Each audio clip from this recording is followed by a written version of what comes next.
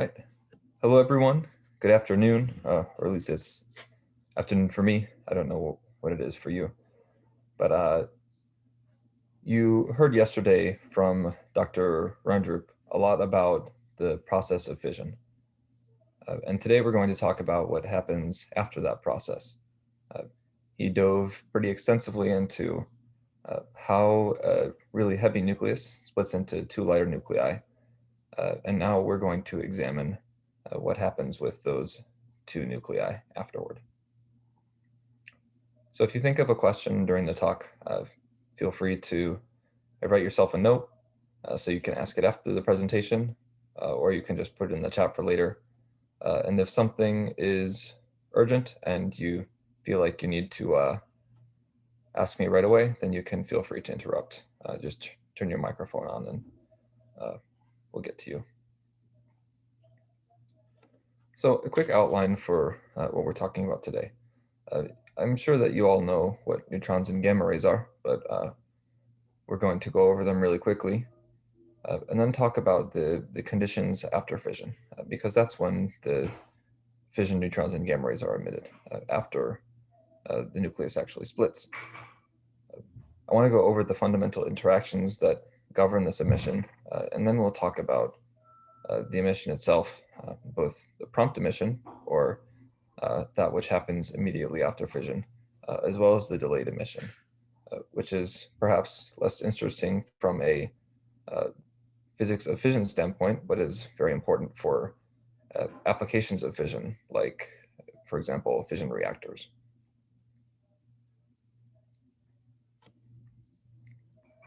This slide is all about neutrons. I'm sure you've all heard of neutrons before. They were discovered by Chadwick in 1932. And they are one of two nucleons, the other being a proton. I noted here that it's very similar to a proton, and we'll talk about that a little bit more. Before Chadwick's discovery, one of the prevailing theories of the composition of the nucleus was that it was made up of protons and electrons. So for example, a helium-4 nucleus, which has a positive charge of 2, would be made up of 4 protons and 2 electrons. Now, we know that's not true after we discovered the neutron. And if you've taken any quantum mechanics classes, you might realize that an electron could not be bound inside of a nucleus because the space is so small. But continuing on with our comparison to the proton, the rest mass of an electron is 939 MeV per c squared. That's units of energy divided by the speed of light squared. It's a very common unit for us to use in physics. The electric charge, this is a big difference compared to the proton. The electric charge of a neutron is 0. Excuse me. Of course, that's why it's named the neutron, because it's neutral. And this is important, and we will talk about this later, because it doesn't participate in the electromagnetic interaction, as far as we know. If you want to do some reading about an active area of research, you can probably Google this. It means the neutron electric dipole moment. And physicists are working very hard to put upper bounds on the electric dipole moment of the neutron. It could be 0. It could not be 0. We don't know yet. And then a neutron is a fermion, which means that it has an intrinsic spin quantum number of 1/2.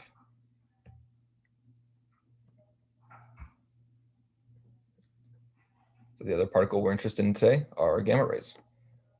Gamma ray is just a fancy name for a photon that comes from a nucleus. So these are all photons. They have a rest mass of 0, an electric charge of 0, an intrinsic spin of 1, and they are the force carrier for the electromagnetic field. So they don't interact with other fields like the strong force or the weak force, only the electromagnetic.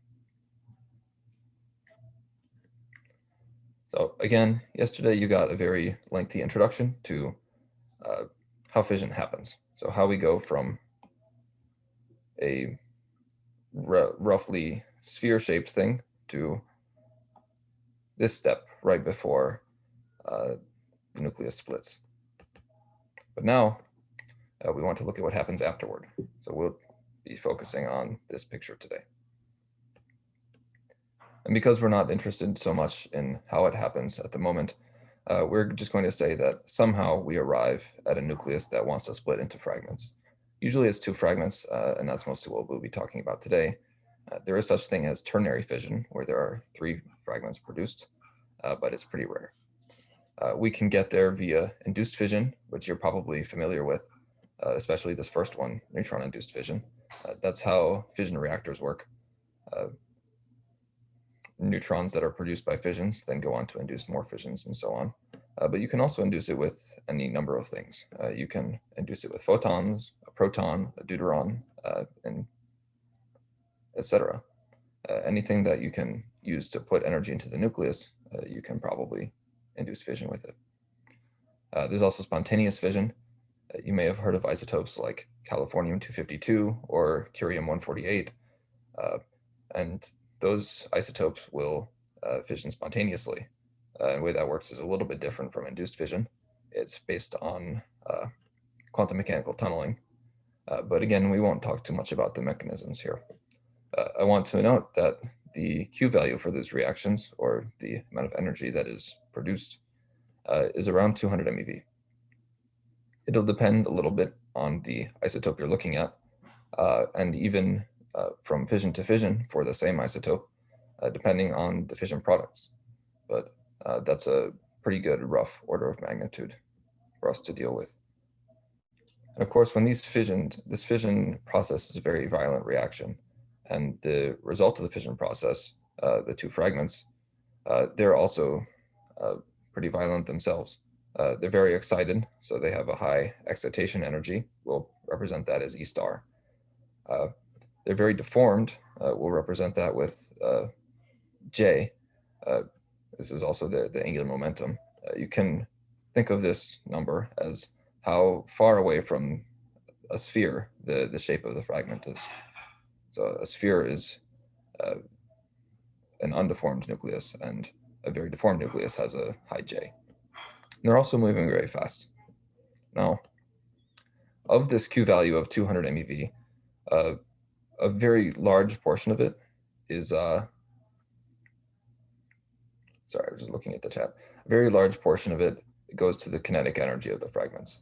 So maybe 140 MeV, 180 MeV, somewhere in there. That's a pretty sizable portion, right? So that goes to kinetic energy, and then we're left with the rest going to excitation energy. I've kind of represented that with this picture here. On the vertical axis is excitation energy. On the horizontal axis is the angular momentum. And we've populated a state somewhere around here that has, a pretty high excitation energy and a pretty high angular momentum.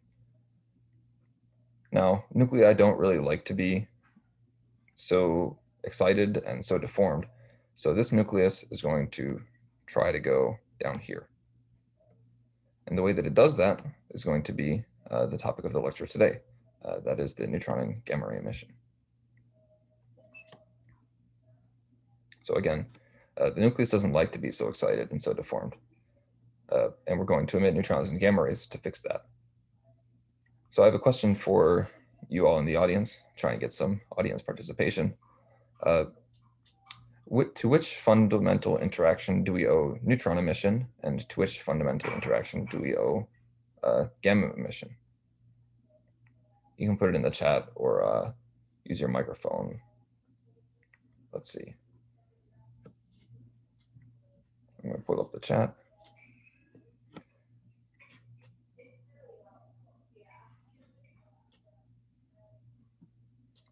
Cool.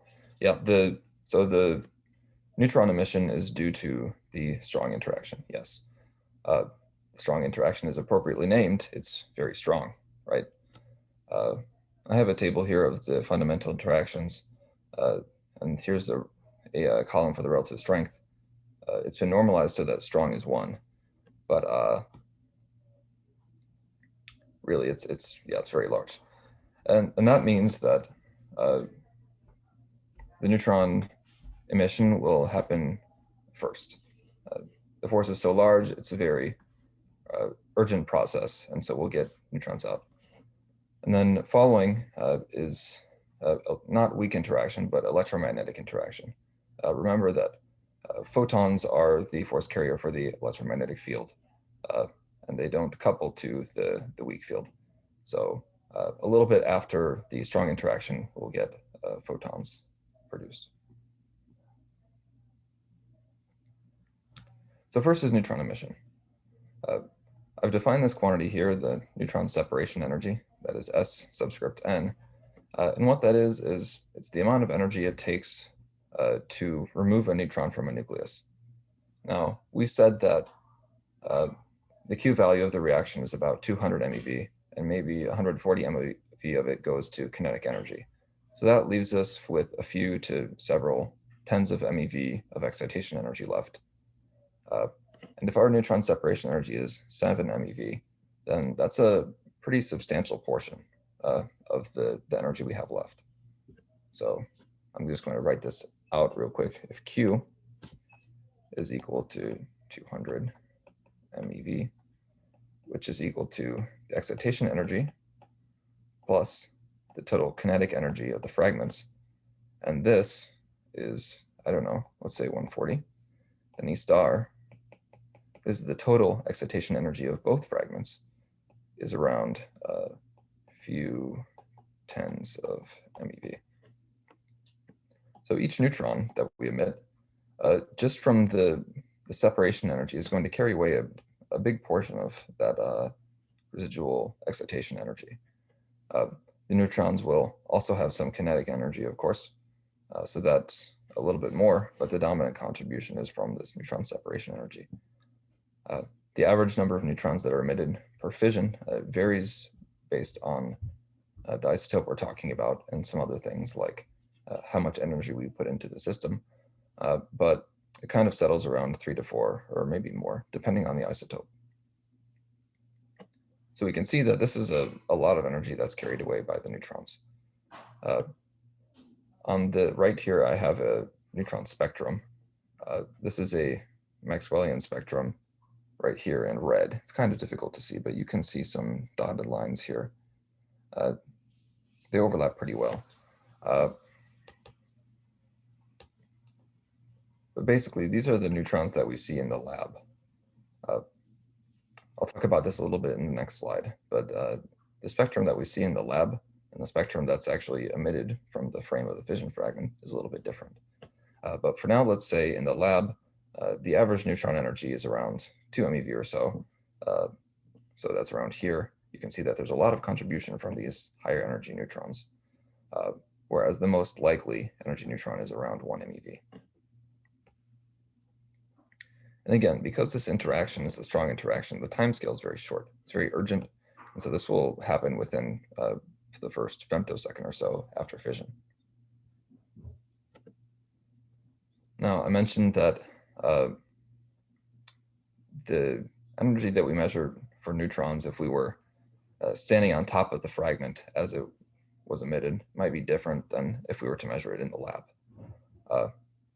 If we were to somehow stand on top of this fission fragment, we would see, at least we think we would see, that neutrons are emitted isotropically in the frame of the fragment. So picture me traveling on top of the fragment. The neutrons don't have any preferential direction. They'll be emitted in every direction with equal probability. Now, we know that the fragments are moving very fast. If a fragment has, for example, 100 MeV or so of kinetic energy, and it's maybe 80 nucleons large, then it's going to have a velocity of around 5% the speed of light. And that's not difficult to achieve in a system like this. And so the neutrons that are emitted from the fragment are going to be boosted in the direction of the fragment motion. And I've kind of summarized that here, that therefore the neutrons are focused in the direction of the fragments. If we want to go to a classical analogy, we can say, for example, that say I'm a baseball pitcher and I can pitch at 100 miles per hour. So baseball at 100 miles per hour. And say you're watching me from here, and you say, wow, he can pitch at 100 miles per hour. That's pretty good.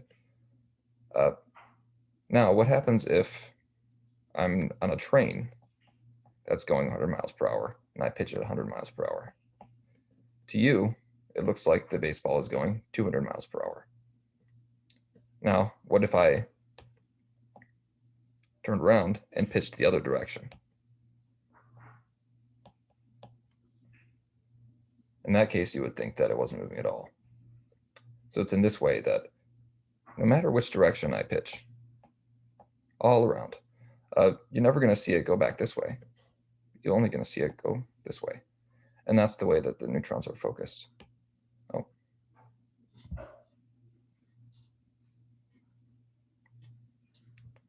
Sorry, some technical difficulties. All right. I've plotted the angular correlations of fission neutrons here, or rather I've shown a plot. You can see that the count rates of neutron-neutron events, so it's seeing two neutrons, are highest when the angle is 0 degrees, so the neutrons are seen close to each other, or 180 degrees. Those are seen anti-parallel to each other. And that is because the fission fragments are moving away from each other. If you see two neutrons close to each other, chances are they were neutrons emitted from the same fission fragment. If you see neutrons anti-parallel to each other, chances are they were emitted from different fission fragments.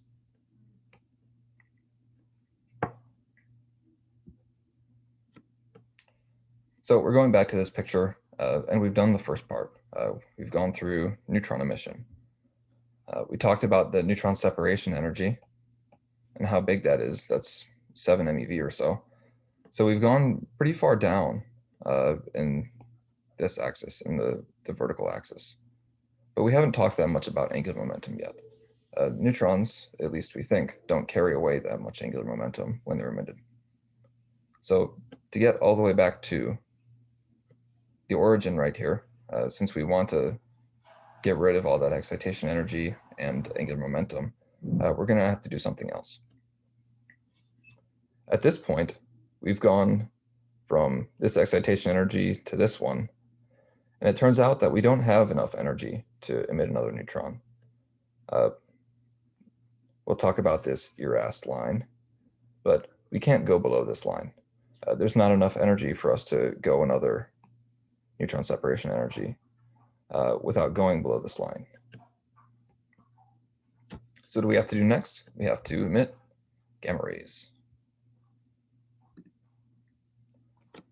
Again, we got rid of a lot of that excitation energy, but the nucleus is still deformed. It's very non-spherical. We just went through a violent reaction and we got rid of some of the excitation energy, but it's still a weird shape. So in order to get rid of this extra deformation, we relax the deformations by emitting gamma rays. And if you've taken any quantum physics, you know that the level density for a bound quantum system goes kind of like this. Go up in energy, the spacing between the allowed quantum levels decreases. So when we start from, go back real quick.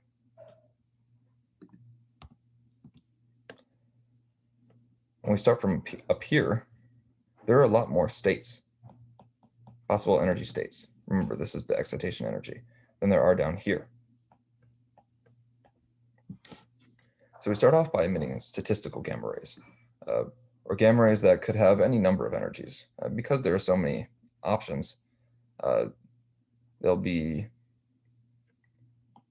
pretty random in energy.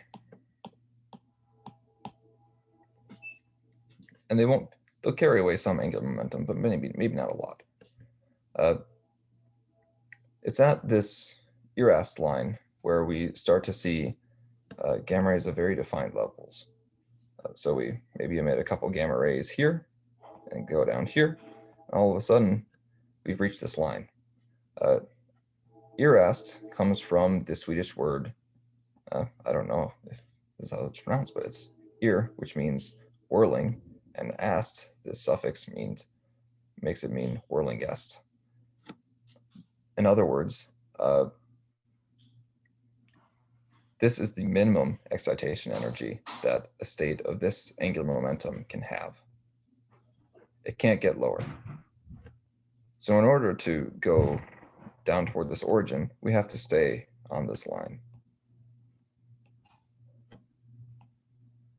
And now we've gone from a place where the density of states is very high, and we can get all these different kinds of gamma rays, where the density of states is very low, and we almost know what we're going to expect. That's illustrated in this level scheme here. This is a 146 cerium level scheme. That's not super important, but it's one possible fission fragment. And say you ended up with an angular momentum of this fission fragment of 15 units of h bar. How many gamma rays would you have to emit to get all the way down to the ground state? That'd be 1, 2, 3. I've included it, this entire thing, on the next slide. Maybe 4, 5, 6.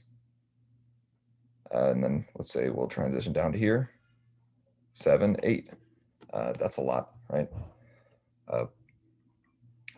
So depending on the initial deformation, if we started out with 15 units of angular momentum, we could end up emitting a lot of gamma rays. And so the average gamma multiplicity following the fission reaction is around 6 to 8, and that's for both fragments.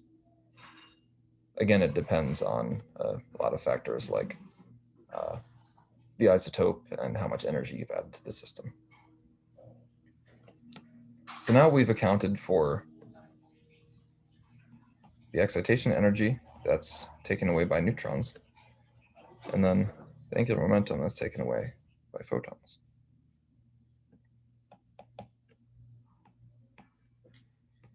Now we have a complete, although somewhat simplified picture of how the fission fragment goes from such an excited and deformed state to something that's de-excited and more spherical. I told you that I would talk about delayed emission a little bit, and so here it is. So we have strong and electromagnetic interactions. We know that the strong force is very strong, so it happens very fast. The electromagnetic force is weaker than the strong force, but it's still pretty strong. If you'll recall, on that table I showed earlier, the strong force was normalized to 1. Well, the electromagnetic interaction the strength was given as alpha, which is the fine structure constant. It's not a very big number, but it's, it's around 10 to the minus 2. The weak force coupling is much smaller than either of these. And so the weak force takes a long time to, if something is unstable to the weak interaction, it'll take a while before it actually decays. So long after these strong and electromagnetic interactions, which gave us these prompt emissions, these are prompt neutrons and prompt gamma rays, we can get beta decays. It's very possible that we end up with a ground state here that is stable to photon or neutron emission, but it's unstable to beta decay. A common example is cesium-137. Usually when you take some introductory classes, you hear that cesium-137 emits a 62 keV gamma ray. But that's not exactly what happens. First, the cesium-137, it's not at all unstable to gamma ray emission, but it is unstable to beta decay. So the cesium-137 will beta decay to a metastable state of barium-137. You can see this has a half-life of 30 years, long time. Comparatively, the barium metastable state will decay in only half-life, or rather, yeah, half-life of 3 minutes. Think about that time difference, 30 years, 3 minutes. And of course, if you end up, this doesn't happen with cesium, but you could think it's very possible to end up with some state AX, and then you beta decay into AY. It says Z, it says Z plus 1 maybe. And maybe you're at the ground state here. You're at an excited state here, and here's the ground state. If this is greater than the separation energy of a neutron, then you could get a delayed neutron coming out of here, delayed neutron. You could also get gamma rays, which is more common. And that's where the delayed emission comes from. It comes from the fission products beta decaying and ending up in a state where they're once again unstable to neutron or gamma ray emission. So a quick summary of what we've talked about. Fission is a very violent process, and the products of fission end up with a very large excitation energy and angular momentum, and these are called E star and J. The neutron emission carries away a lot of the excitation energy, and then gamma ray emission carries away a lot of the angular momentum. And afterward, we can get delayed neutrons and gammas from beta and stable fission products. So with that, if anyone has any questions, here, first I'll look in the chat about that.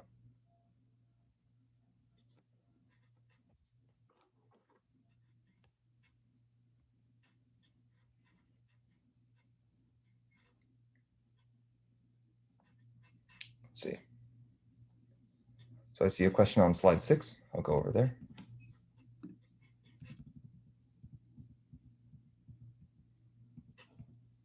My question is, what is the D in neutron, gamma, proton? The D here is a deuteron, which is a hydrogen 2 nucleus. So it's got 1 proton and 1 neutron.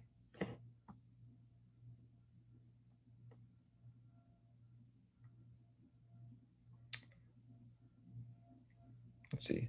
Slide 9, is this a plot of californium-252 after thermalization? After thermalization. No, these are, so californium-252 spontaneously fissions, and those fission fragments start to emit neutrons. These are fast neutrons, and this is the spectrum that is seen in the lab. It's a logarithmic scale, so in reality, it might look more like, if rather not in reality, on a linear scale, it might look more like this, like a Watt spectrum. Well, this is also the same shape, but on a different scale.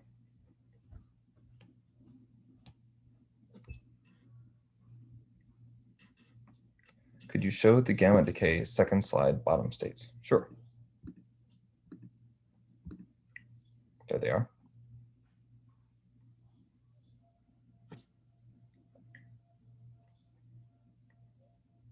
What is the first column?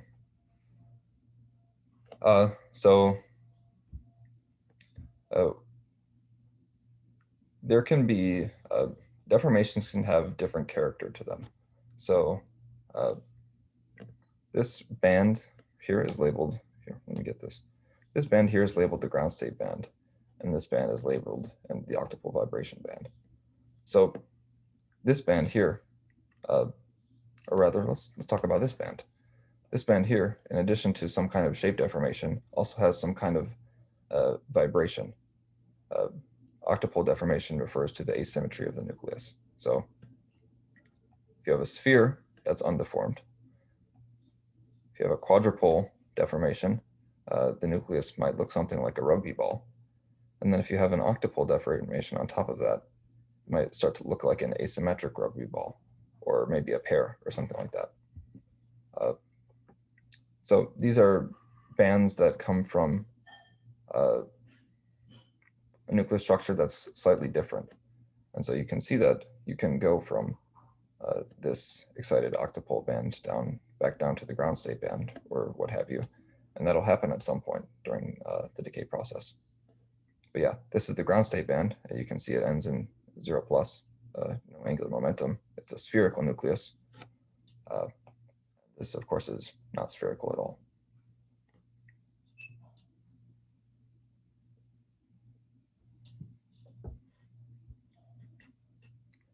Can you go over how the gamma ray emission carries away angular momentum? Sure. So it's kind of illustrated here. These labels on the different states are the angular momentum of the nucleus. So when the nucleus goes from this level, which is around 1,000 MeV of excitation energy, to this level, which is a little under 700, by emitting this gamma ray, it goes from 6 plus to 4 plus. This would be called an E2 transition. I don't think that we should get into multipole transitions here, and I'm also certainly not an expert on all the fine details, but here's a quick little guide. The change in J pi, so the change in angular momentum between two states, and then let's call this the multipole transition. If the change between two states is 1 plus, that's an M1 transition. 1 minus, E1. 2 plus, E2. 2 minus, M2. And you can keep going on. It's a lot easier, or quote unquote, faster to emit lower multipole gamma rays, but that's not always an option. For example, if you're down here in the 4 plus state, there is no state for you to emit an M1 or E1 gamma ray. There's just not a level. There's no 3 plus or 3 minus. You could not emit one of these. So the next best thing is to emit an E2 gamma ray and go down to this state.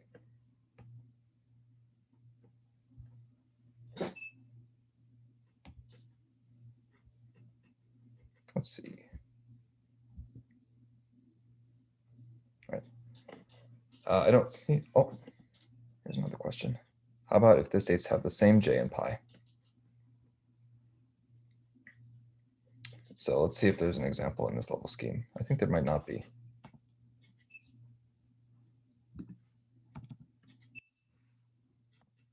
I don't think so. If the states have the same J and pi, then the picture is a little more complicated. You can't go from 0. Oh, you can't go from like a 2 plus state to another 2 plus state just by emitting a single gamma ray.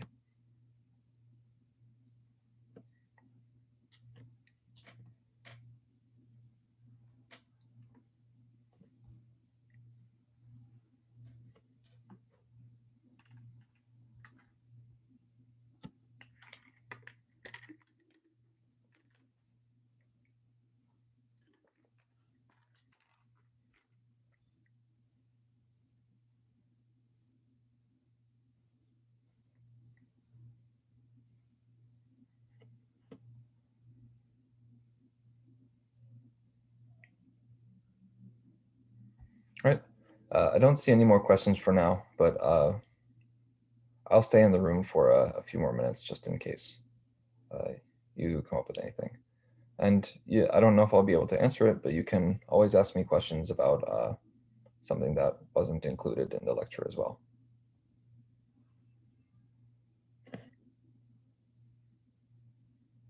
Can I stop the recording? Sure.